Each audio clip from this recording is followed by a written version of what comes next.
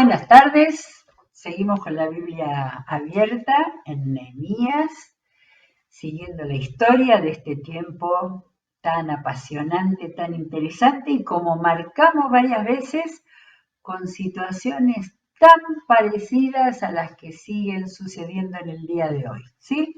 Hemos visto injusticias, hemos visto traiciones, oposiciones, pero vamos por el capítulo 7 de Nehemías y vamos a llegar en el día de hoy a un momento muy especial, a lo que se le ha dado a llamar el corazón del libro de Nehemías, así que nos ha tocado en el día de hoy. Y vamos a encontrarnos con algo muy interesante que no tenemos necesidad de darnos cuenta los lectores no demasiado versados, sino tenemos una Biblia de estudio que nos da una indicación muy especial para lo que nos va a aparecer hoy como lista. Pero bueno, habíamos terminado el capítulo 6 con esa claridad de líder guiado por Dios de Nehemías, cuando descubrió que había parte de los nobles que estaban enganchados con los enemigos samaritanos. Y bueno, vimos varias veces en este libro situaciones de corrupción. De manera que qué bueno que la palabra de Dios nos muestre tan claramente, ¿no? La manera de, en este caso, Nehemías era un hombre a quien Dios dirigía para darse cuenta de las actitudes traicioneras, de las mentiras, y en este caso final del capítulo 6, de las corrupciones, y aquellos que estaban aparentando estar bien con unos y estaban pasándole todos los datos al otro. Pero bueno, vamos a entrar en el capítulo 7 y vamos a ver lo que aparece aquí. Una vez que se terminó la reconstrucción de la muralla y se colocaron las puertas, se nombraron porteros, cantores y levitas. Interesante esto que hemos encontrado en los dos libros, ¿no? En Esdras, en Nehemías, que de repente quedamos un poco desubicados por no saber el hecho de cuándo fue que se terminó la reconstrucción de la muralla, porque en el medio hemos tenido otros episodios, ¿no? En medio de esa reconstrucción, pero hasta ahora, hasta el capítulo 7 ha sido clave. Desde Esdras pidiéndole al Señor que al rey que le permitiera volver y ocuparse y recibir todo el bien que él había valientemente pedido y que el rey estuvo perfectamente dispuesto, todo lo principal que hemos leído y lo más interesante es ver la manera en que se organizaron, que lo hicieron, que se dispusieron con total lealtad al líder, a los líderes que los guiaban, pero también a saber que esta es era la muralla de la preciosa Jerusalén, su ciudad a la cual habían vuelto. Pero de repente, cuando empieza el 7 diciendo, una vez que se terminó la reconstrucción de la muralla y se colocaron las puertas, acá nos habla de la organización, ¿no? A mí me queda un poco de decir, bueno, pero ¿cuándo fue esto? ¿Fue anterior? ¿Fue posterior? Hay un dato que encontré por ahí en los anotadores, que la muralla, para levantar la muralla, y como dice acá, colocar las puertas, y por ahí dice el tema de los cerrojos, 52 días. 52 días, casi 2 meses trabajando como vimos que habían trabajado, ¿no? Día, noche, perfecto. Y entonces después la organización se nombraron porteros, cantores y levitas. Porteros era por seguridad y los cantores y levitas se seguía dando lugar a todo lo que fuera de adoración al Señor. A mi hermano Hananí, que era un hombre fiel y temeroso de Dios como pocos, lo puse a cargo de Jerusalén, junto con Hananías, comandante de la ciudadela. Dos cargos muy importantes, dos funcionarios muy importantes. A los dos le dije: las puertas de Jerusalén se abrirán cuando ya haya salido el sol y volverán a cerrarse y se asegurarán con sus barras cuando los porteros estén en sus puestos. Además, los habitantes de Jerusalén montarán la guardia, unos en sus puestos y otros frente a su propia casa. De manera que ya terminada la tarea tan dura de la muralla, la tarea de seguridad seguía siendo de importancia. De día y de noche había quienes estaban cuidando. Y el versículo 4 dice: la ciudad ocupaba una gran extensión, pero tenía pocos habitantes porque no todas las casas se habían reconstruido. De manera que otra de las tareas que tuvo Nehemías fue repoblar Jerusalén. Dice que tenía pocos habitantes y muchos de esos habitantes se habrían ido a las cercanías a tratar de encontrar lugares donde edificar una casa. Muy bien, acá tengo un subtítulo que dice lista de los repatriados. Lista de los repatriados. Nosotros habíamos leído ya más o menos, ¿no? Buscando los temas más importantes.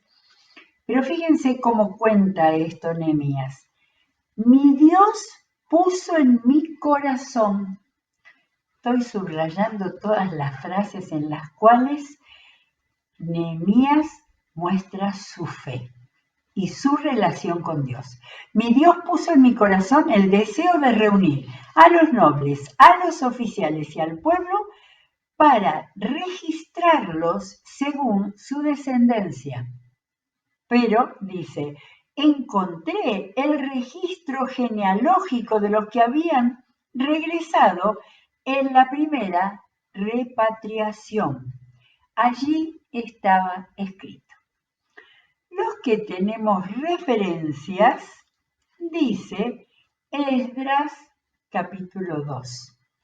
En Esdras capítulo 2 estaba la lista, yo no sé si se acuerdan, primero de la gente común y los sacerdotes, y de acuerdo a todas las divisiones. Bueno, esta es la misma lista. Comienza porque fíjense el orden de estos gobernantes de este tiempo. Quería él hacer una lista, encontró el registro de los que habían regresado en la primera repatriación. Allí estaba escrito. Y como lo hicimos con Esdras, nos vamos a comparar. Evidentemente, los estudiosos, los que están leyendo en hebreo, leyeron, y es muy interesante, esto lo tengo en una nota, el versículo 6, solo 6 y 7, tiene una lista, comienza diciendo la siguiente es la lista de la gente de la provincia, es decir, de aquellos que Nabucodonosor, rey de Babilonia, se había llevado cautivos y a quienes se les permitió regresar a Jerusalén. Y empieza a nombrar varios. Y hay uno que se llama Nachmaní, y la nota que tengo yo al pie dice, este Nachmaní es el único que no estaba en la lista de Esdras. Ahora, ¿qué pasó si dice que Nehemías fue a los registros que estaban escritos? Y ahí apareció un nuevo nombre. No encontré nada para poder explicarlo. Ahora, esto muestra la rigurosidad, porque, Nehemías lo escribió de su propia mano o de alguno de sus amanuenses, de sus ayudantes, o agregó a los rollos que le estaba escribiendo de su libro, agregó los datos que había conseguido estrictamente Esdras. Entonces acá tenemos lo mismo, los nombres ¿se acuerdan? Los nombres de las familias, después los nombres de los sacerdotes, de los levitas, de los cantores, de los porteros, de los servidores del templo, y era el nombre de las familias y la cantidad de personas, ¿sí? Ahora ya cuando vienen los servidores del pueblo, acá están los nombres directamente de ellos. Los descendientes de los servidores, los nombres, los sacerdotes del templo y los descendientes de los servidores de Salomón, nombre, no nombre, sino el número, acá aparece el número. Y después los siguientes regresaron, pero no pudieron demostrar ascendencia. Ahora me acuerdo, claro, había varios, y de los sacerdotes hay una cantidad que dice que en los registros no se pudo encontrar sus ascendientes. Y a ellos el gobernador les prohibió comer de los alimentos sagrados hasta que un sacerdote decidiera su suerte por medio de aquellas dos piedras que eran el Urim y el Tumim. Bueno, y acá tenemos los números. Cuando fue lo de Esdras yo no los anoté, esos números tan largos que tienen, pero ahora los anoté.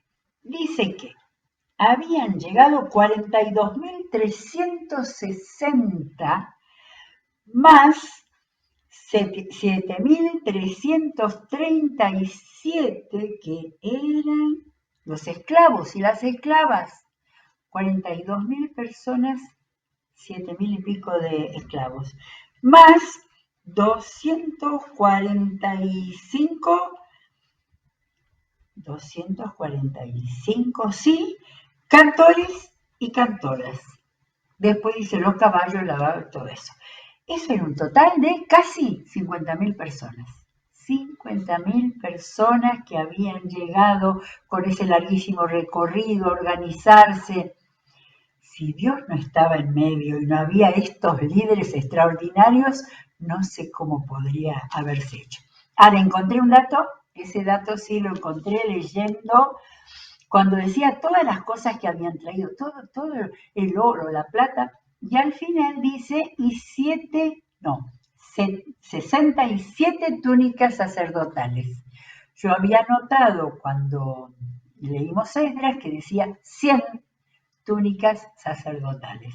Así que acá no sé qué pasó, si alguien se las robó, no sé si pasó algo, pero en el relato de Nehemías dice 67. Y luego los sacerdotes, los levitas, los porteros, los cantores, la gente del pueblo, los servidores del templo y los demás israelitas se establecieron en sus propias ciudades. Esto viene desde Esdras. Todo el trabajo de Nehemías fue en Jerusalén para terminar con la muralla y para tratar de aumentar la población y todo lo demás. Muy bien, llegamos al capítulo 8. El título de hoy es muy importante, porque a este capítulo 8 de Nehemías se lo llama el corazón del libro, donde sucedió lo más importante de todo ese tiempo, que era muy importante para ellos, pero lo más importante sucedió aquí. Y acá es donde se encuentran Nehemías y Esdras en el mismo momento. Habían llegado, con el grupo de Esdras, había llegado 10 años antes que Nehemías, pero ahora estaban juntos, de manera de, vamos a ver qué pasó en ese momento. Al llegar al mes séptimo, los israelitas ya estaban establecidos en sus ciudades. Entonces, todo el pueblo, como un solo hombre, se reunió. Se reunió en la plaza que está frente a la puerta del agua. Acá reconocemos una de las puertas que vimos en estos días. Y le pidió al maestro Esdras traer el libro de la ley que el Señor le había dado a Israel por medio de Moisés. De manera que esto interesante, lo que había pasado 13 años después de la llegada de Esdras. Y lo que tiene de interesante es que así como la primera vez que Esdras al grupo leyó la palabra, la leyó de motu propio, él era el maestro, el sacerdote, pero acá, en Nehemías 8, dice que el pueblo le pidió al maestro Esdras, no dice al sacerdote, le dice al maestro Esdras traer el libro de la ley que el Señor le había dado a Israel por medio de Moisés. Así que el día primero del mes séptimo, el sacerdote Esdras llevó la ley ante la asamblea, que estaba compuesta de hombres y mujeres y de todos los que podían comprender la lectura. Supongo que quería decir que niños no. Y la leyó en presencia de ellos en la plaza que está frente a la puerta del agua.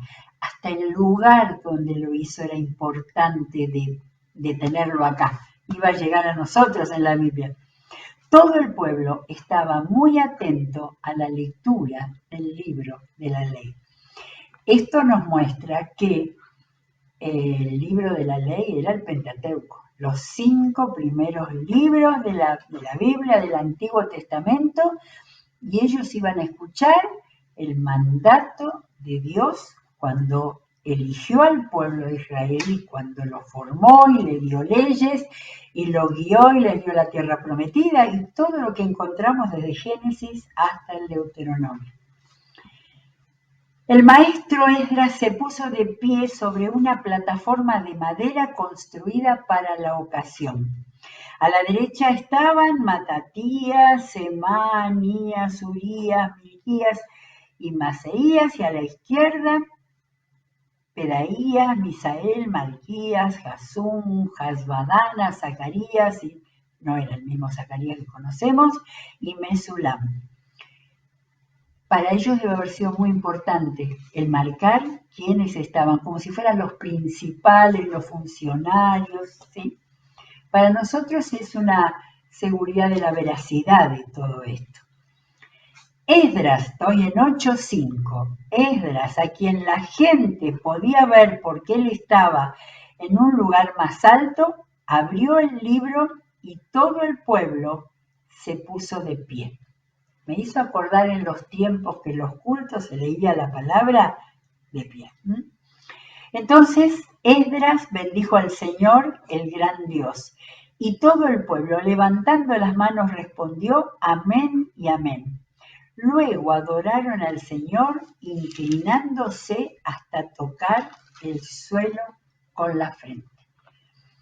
El relato de la actitud, el pueblo pidiendo a Esdras que leyera, que trajera y leyera el libro, la actitud de adoración, verlo allá arriba en ese estrado que habían armado. Los levitas, acá viene un montón de nombres, le explicaban la ley al pueblo, que no se movía de su sitio. De manera que había acá como 10 levitas que eran los servidores del templo, nombrados por el Señor, con Aarón como el primer sacerdote. Y dice que leían con claridad el libro de la ley de Dios y la interpretaban de modo que se comprendiera su lectura. Recuerdo de Esdras 3.10, ¿no? Lo que se hablaba, no, 7.10, lo que se hablaba de Esdras. Dice, era un maestro muy versado en la ley del Señor, Dios de Israel. La ley de Dios que Dios le había dado a Moisés. Gozaba de la simpatía del rey y el Señor su Dios estaba con él. Ahora acá tenemos que Esdras había leído la palabra. Yo no me puedo imaginar, el Pentateuco entero es muy extenso. Esto duró varios días, la lectura, fueron leyendo, parando, pero lo único que se nos dice, y que eso es lo más importante, y a prestar atención para este tiempo, que había levitas que leían con claridad el libro de la ley de Dios y lo interpretaban de modo que se comprendiera su lectura. en el tiempo nuestro que se dice que los chicos en las escuelas no aprenden comprensión y que la gente grande lee poco lecturas así como la Biblia o los libros y que todo se reduce a mucha lectura, pero en los dispositivos, en los aparatos. Estos levitas eran maestros, por supuesto, que interpretaban, pararían la lectura para decir, bueno, el Señor se refiere a esto o lo otro. Versículo 9. Al oír las palabras de la ley, la gente comenzó a llorar. Por eso el gobernador Nehemías, el sacerdote y maestro Esdras y los levitas que enseñaban al pueblo les dijeron, no lloren ni se pongan tristes, porque este día ha sido consagrado al Señor su Dios. Luego Nehemías añadió, ya pueden irse, coman bien, tomen bebidas dulces y compartan su comida con quienes no tengan nada.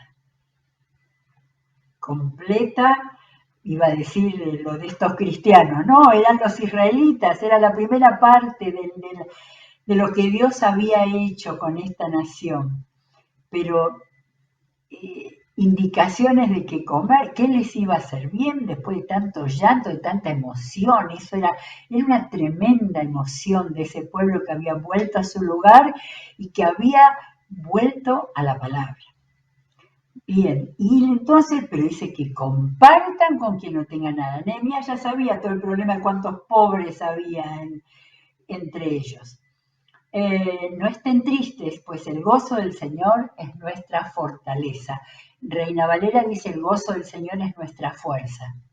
Pero cuando leí este versículo, digo, qué distinto es cuando uno lo toma y lo saca y lo dice como maravilloso, un texto acerca de nuestra actitud y de lo que significa tener el gozo por haber leído la palabra. Pero cuánto más valor tiene en relación con todo esto, con lo que se llama el contexto, con el momento en el cual llegó el pueblo a decir eso, a sentir eso, a vivirlo. Venían de leer la palabra después de haber reconstruido su lugar, después de haber aprendido a moverse como pueblo, preocuparse unos con otros, todo eso. Entonces después, el haber dicho el gozo del Señor es nuestra fuerza o nuestra fortaleza, tiene un valor muchísimo más grande de si saco el versículo solito. También los levitas tranquilizaban a todo el pueblo, le decían tranquilos, no estén tristes porque este es un día santo. Así que todo el pueblo se fue a comer y beber y compartir su comida, felices de haber comprendido lo que se les había enseñado. Este fue un día de formación extraordinario. Al día siguiente, los jefes de familia, junto con los sacerdotes y los levitas, se reunieron con el maestro Esdras para estudiar los términos de la ley. No había terminado ahí. Había habido un día en el que todos juntos recibieron, y eso de recibir la palabra no es así ligeramente, livianamente, ¿no? Habían estado atentos, no se habían movido. Pero ahora los jefes, los sacerdotes y los levitas, con el maestro, sacarle el jugo al maestro Esdras para estudiar los términos de la ley. Y en esta encontraron escrito que el Señor le había mandado a Moisés que durante la fiesta del mes séptimo los israelitas debían habitar en enramadas y pregonar en todas sus ciudades y en Jerusalén esta orden. Vayan a la montaña y traigan ramas de olivo silvestre, de arrayán, de palmera y de todo árbol frondoso. Qué hermosas eran las montañas que tenían ellos allí alrededor y qué hermosos estos árboles. De manera que habían descubierto algunas de las fiestas, de las celebraciones de todo lo que Dios había hecho, porque tantas veces dijimos que la ley del comienzo era la formación espiritual de ese pueblo que venía de ser esclavos en Egipto y que tenían que ir a luchar por una tierra y a conquistarla. Dios los fue preparando. Esto está en Levítico 23, está toda la enseñanza acerca, bueno, en esos capítulos están todas las fiestas que Dios le mandó, porque era parte de su formación, eran las celebraciones que les hacían recordar determinadas fechas de su historia y que el hacer una fiesta y el tener una recordación era importante para sus vidas espirituales, para su reconocimiento a Dios. De manera que les mandaron, como en la antigüedad, a buscar, a traer de la montaña olivo silvestre, rayán, palmera y todo árbol frondoso para hacer enramadas. De modo que la gente fue y trajo ramas y con ellas hizo enramadas en las azoteas, en los patios, en el atrio del templo de Dios, en la plaza de la puerta del agua, plaza de la puerta de Efraín. Cuando hicimos la lista ayer, no encontré la puerta de Efraín, pero quizás se me escapó.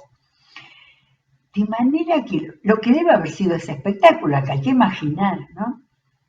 Adentro de las casas, en el atrio del templo, montones de ramas simbólicas, que eso simbolizaban gratitud a Dios, cercanía con Él, sentir la protección de Dios, mirar hacia atrás y tener gratitud de todo lo que Dios había hecho, de que fueron liberados del exilio, pudieron venir con sus familias, con sus esclavos, con todo.